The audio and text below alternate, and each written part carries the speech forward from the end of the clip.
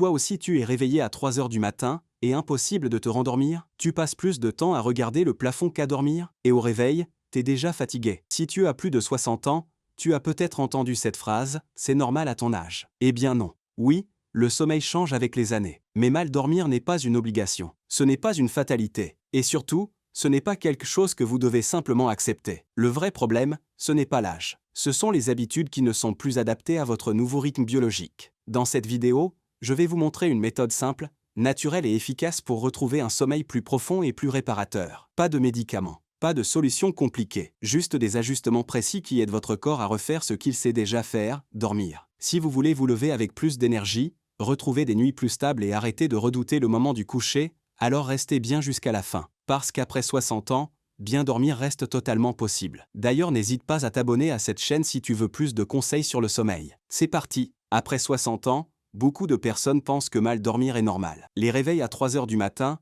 les longues minutes à fixer le plafond, la fatigue au réveil, tout cela semble faire partie du pack senior. Pourtant, ce n'est pas une fatalité. Le sommeil change avec l'âge, oui. Le corps produit moins de mélatonine, le sommeil devient plus léger, et le moindre stress peut perturber la nuit. Mais changer ne veut pas dire se détériorer. La vraie différence, c'est que le corps a besoin d'un rythme plus stable et de repères plus clairs. Beaucoup font l'erreur d'aller se coucher plus tôt pour rattraper la fatigue. Résultat, ils passent plus de temps au lit, sans forcément dormir plus. Et plus on reste éveillé dans son lit, plus le cerveau associe la chambre à l'insomnie. La bonne nouvelle, c'est qu'il existe une méthode simple pour rééduquer naturellement son sommeil. Pas besoin de médicaments, pas besoin de solutions compliquées, juste quelques ajustements précis, appliqués avec régularité. Dans cette vidéo, vous allez découvrir une approche en plusieurs étapes qui aide le corps à retrouver un rythme plus profond et plus réparateur. L'objectif n'est pas de dormir comme à 20 ans. L'objectif est de se réveiller reposé, avec de l'énergie et l'esprit clair. Première étape, fixer une heure de lever et respectez-la tous les jours. Cela peut paraître simple,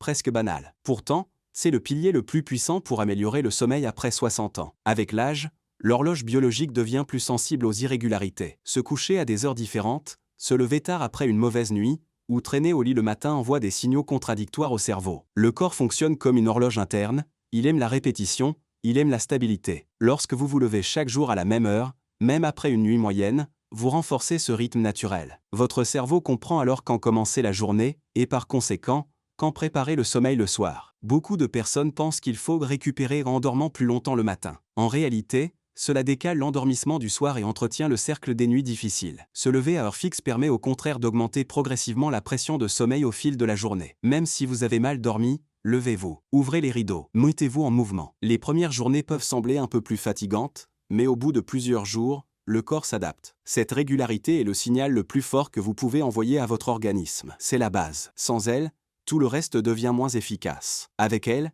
le sommeil retrouve peu à peu sa stabilité naturelle. Deuxième étape, exposez-vous à la lumière du matin le plus tôt possible. La lumière naturelle est le régulateur le plus puissant de votre horloge biologique. Après 60 ans, le cerveau reçoit moins bien les signaux liés au cycle jour-nuit. Résultat, l'endormissement devient plus aléatoire et les réveils nocturnes plus fréquents. Dès votre lever, ouvrez grand les rideaux, laissez la lumière entrer. Encore mieux, sortez à l'extérieur pendant 15 à 30 minutes. Une simple marche autour du quartier suffit. Même par temps couvert, la lumière extérieure reste bien plus intense que celle d'une maison. Pourquoi est-ce si important? Parce que la lumière du matin envoie un message clair au cerveau, la journée commence. Ce signal déclenche une cascade de mécanismes biologiques qui vont, plusieurs heures plus tard, faciliter la production naturelle de mélatonine le soir. Autrement dit, plus vous recevez de lumière le matin, plus votre corps sera prêt à dormir le soir. Beaucoup de personnes restent à l'intérieur toute la matinée, surtout en hiver. Le corps perd alors ses repères. Le rythme se décale. Le sommeil devient plus fragile. Faites de cette exposition à la lumière un rituel quotidien. Associez-la à un petit moment agréable, une promenade,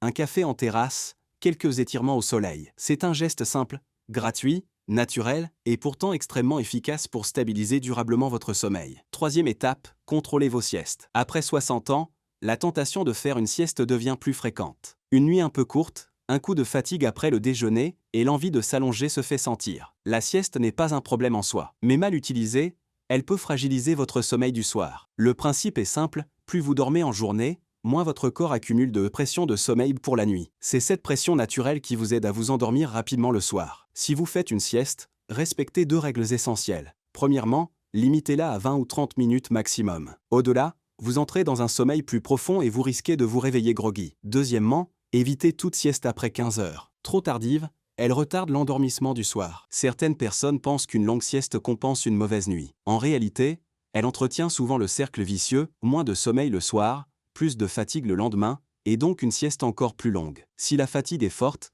privilégiez une courte pause, allongez-vous, fermez les yeux, sans forcément chercher à dormir profondément. Même un simple repos de 15 minutes peut suffire à recharger les batteries. La sieste doit être un outil stratégique, pas une habitude automatique. Bien maîtrisée, elle soutient votre énergie. Mal gérée, elle perturbe votre nuit. 4e étape, instaurer un véritable rituel du soir. Après 60 ans, le cerveau a besoin d'un signal clair pour comprendre que la journée se termine. On ne peut plus passer d'une activité stimulante au sommeil en quelques minutes. La transition doit être progressive. Idéalement, commencez votre rituel environ 1 heure avant le coucher. Diminuez l'intensité des lumières dans la maison. Éteignez la télévision si elle est trop stimulante. Évitez les informations anxiogènes ou les discussions stressantes en fin de soirée. Les écrans sont particulièrement perturbants. La lumière bleue qu'ils émettent freine la production naturelle de mélatonine, l'hormone qui prépare au sommeil. Si possible, éloignez téléphone et tablette au moins 45 minutes avant d'aller au lit. Remplacez ces habitudes par des activités apaisantes, lecture calme, musique douce, exercices de respiration, prière ou méditation selon vos préférences. L'important est la régularité. Plus vous répétez les mêmes gestes chaque soir, plus votre cerveau associera ce rituel à l'endormissement. Un exercice simple peut faire la différence. Inspirez lentement pendant 4 secondes, puis expirez pendant 6 secondes. Répétez pendant 5 minutes. Cette respiration ralentit le rythme cardiaque et active le système nerveux du repos. Ce moment doit devenir un sas de décompression. Vous ne préparez pas seulement votre nuit, vous envoyez à votre corps le message que tout est calme, que tout peut ralentir. Et c'est souvent là que le sommeil commence vraiment à revenir. 5e étape, ne luttez plus contre l'insomnie. C'est probablement le changement le plus difficile, mais aussi le plus puissant. Lorsque vous êtes éveillé au milieu de la nuit, le réflexe naturel est de vouloir absolument vous rendormir. Vous regardez l'heure, vous calculez le nombre d'heures qu'il vous reste. Vous vous inquiétez pour le lendemain. Et plus vous essayez de dormir, moins vous dormez. Le problème n'est pas l'éveil nocturne. Il est normal de se réveiller brièvement plusieurs fois par nuit, surtout après 60 ans. Le vrai problème, c'est la tension que l'on crée autour de ces réveils. Si vous ne vous rendormez pas après environ 20 minutes, levez-vous calmement. Quittez la chambre. Installez-vous dans une autre pièce avec une lumière douce. Lisez quelques pages d'un livre tranquille ou pratiquez une respiration lente. Évitez les écrans et les activités stimulantes. Puis retournez au lit uniquement lorsque la somnolence revient. Pourquoi est-ce si important? Parce que le cerveau apprend par association. Si vous restez longtemps éveillé dans votre lit,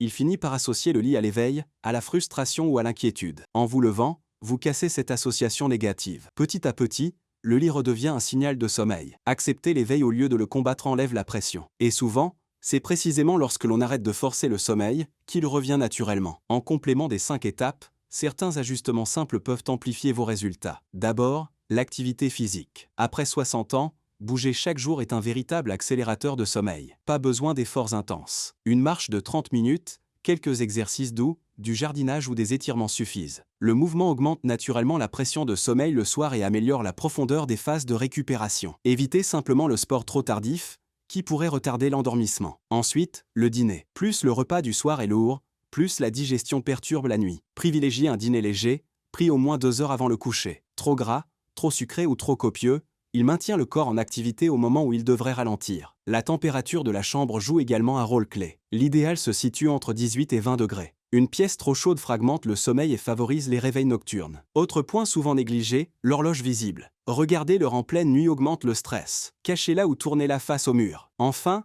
limitez l'alcool le soir. Même s'il donne l'impression d'aider à s'endormir, il fragmente le sommeil en seconde partie de nuit et augmente les réveils précoces. Ces ajustements peuvent sembler simples, mais cumulés, ils renforcent considérablement la qualité du repos. Après 60 ans, le sommeil devient plus sensible, mais aussi plus réceptif aux bonnes habitudes. Après 60 ans, bien dormir n'est pas une question de chance. C'est une question de méthode et de régularité. Votre sommeil a évolué, c'est vrai. Il est peut-être plus léger, plus sensible aux changements, plus influencé par le stress ou les habitudes quotidiennes. Mais cela ne signifie pas qu'il est perdu. Il a simplement besoin de repères plus stables. En appliquant ces étapes une par une, sans chercher la perfection, vous redonnez à votre corps les conditions dont il a besoin pour retrouver un rythme plus naturel. L'objectif n'est pas de dormir comme à 20 ans. L'objectif est de vous réveiller avec une sensation de récupération, de clarté mentale et d'énergie. Soyez patient. Les premières nuits ne seront pas forcément idéales. Mais si vous tenez ces nouvelles habitudes pendant 2 semaines, les améliorations commencent généralement à se faire sentir. Le sommeil n'est pas un combat, c'est un équilibre. Et même après 60 ans,